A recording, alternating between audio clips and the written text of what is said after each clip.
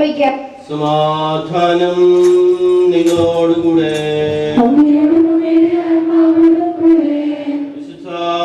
അറിയിച്ച നമ്മുടെ കർത്താവ് ഈശോ മിശിഹായുടെ പരിശുദ്ധ സുവിശേഷം. അവർ ജെറൂസലമിനെ സമീപിക്കവേ ഒലിവ് മലയ്ക്കരികെയുള്ള ബെത്സ്ബഗയിലെത്തി. അപ്പോൾ യേശു തന്റെ 2 ശിഷ്യന്മാരെ ഇപ്രകാരം നിർദ്ദേശിച്ചയച്ചു: എതിരെ കാണുന്ന ഗ്രാമത്തിലേക്ക് പോകുവിൻ.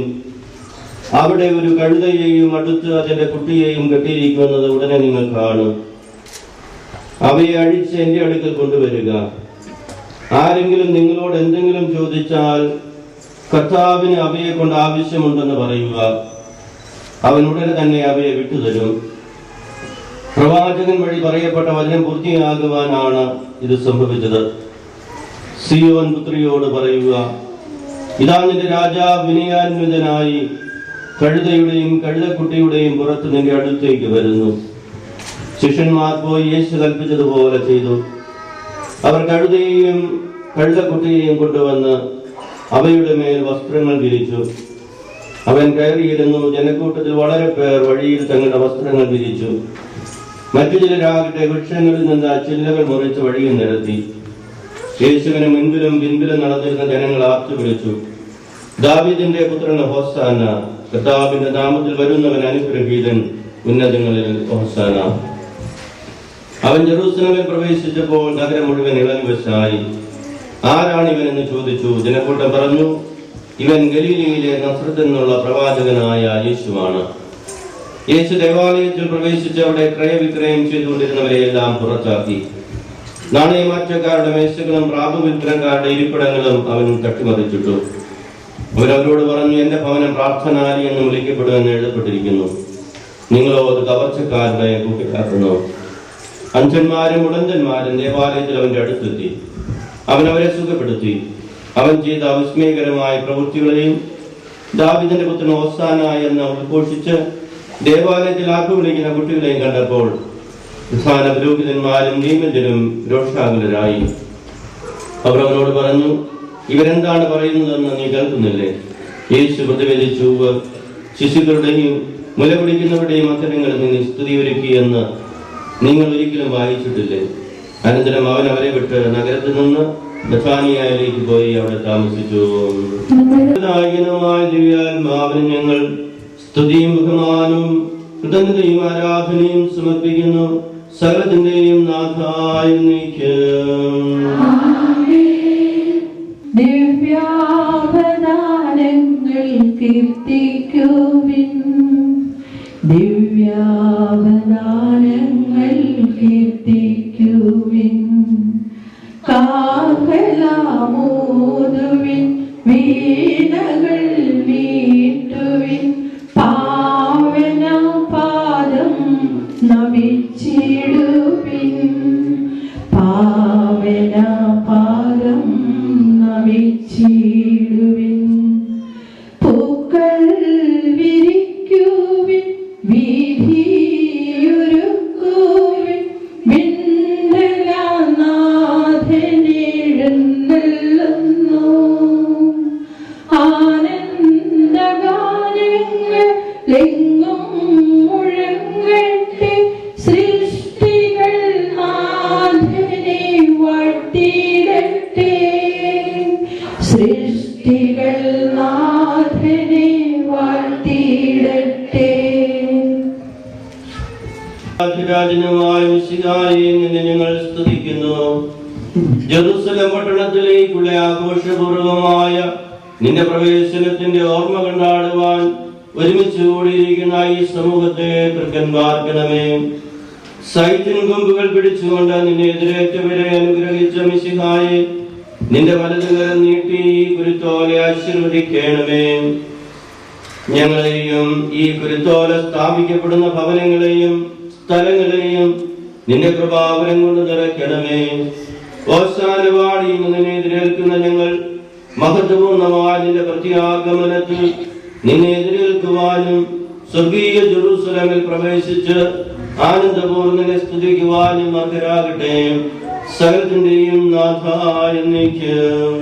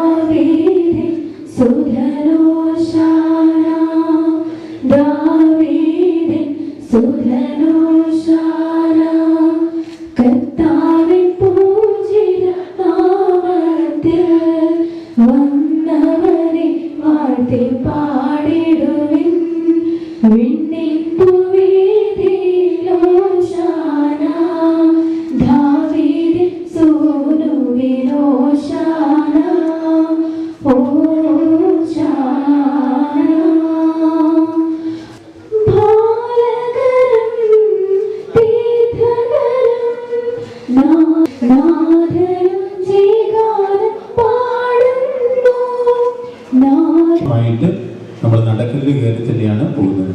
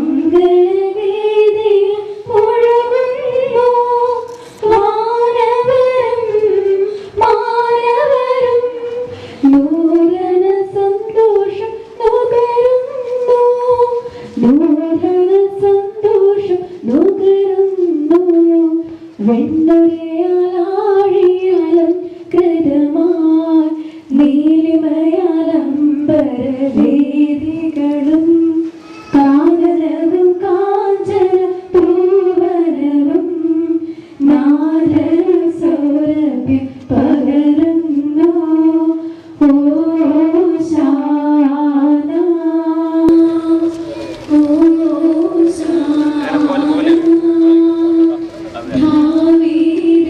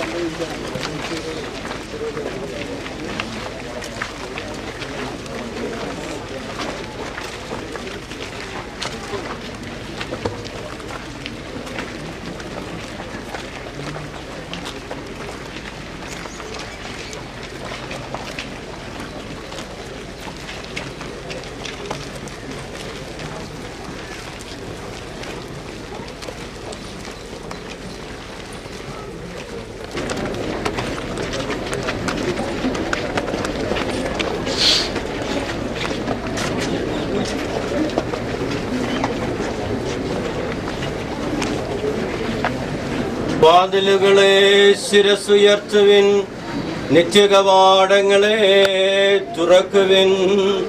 മഹത്വത്തിന്റെ രാജാ എഴുന്നള്ളുന്നു.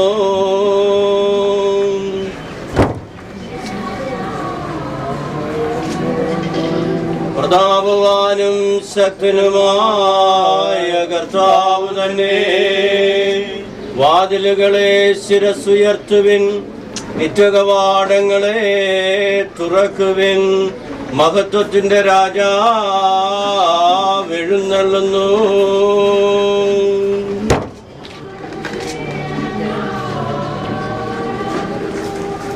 പ്രതാപവാനും ശക്തനുമായ കർത്താവ് തന്നെ, വാതിലുകളെ ശിരസുയർത്തുവിൻ, നിത്യകവാടങ്ങളെ തുറക്കുവിൻ.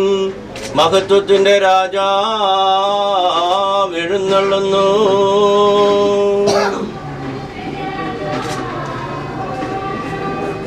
പ്രതാപവാനും ശക്തനുമായ കർത്താവ് തന്നെ,